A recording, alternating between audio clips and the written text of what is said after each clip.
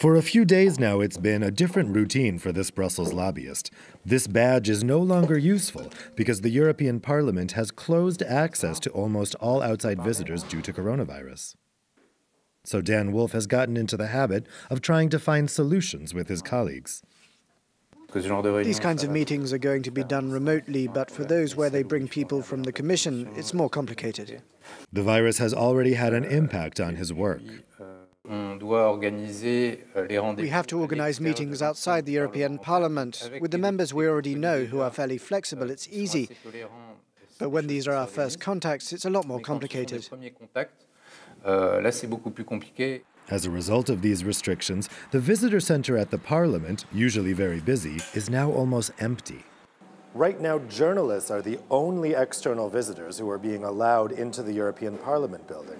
But to do so, they have to sign this form saying they haven't been in contact with any affected person. Let us move on. This measure doesn't apply to MEPs, which some see as illogical. What do we do for Parliament? Because we're like an ocean liner with thousands of passengers. French MEP Michel Rivasi is calling for a full closure of the Parliament. We're big contaminators, we MEPs, because we're constantly on public transport, on planes, on trains. Parliamentary activities next week have been cancelled.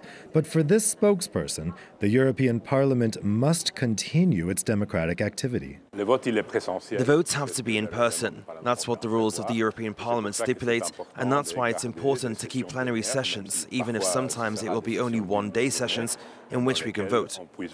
In the corridors, the bags that were supposed to go to Strasbourg remain in Brussels. But for how long? This French MEP, who is also a doctor, is trusting the experts. For her, there are more important things than a Strasbourg sitting. That the Parliament holds sessions in Strasbourg is symbolic for France, but we're facing an emergency, and in such situations, we prioritize a case and we postpone other things till later. The Parliament has already decided to also hold the next Strasbourg sitting, scheduled for early April, in Brussels.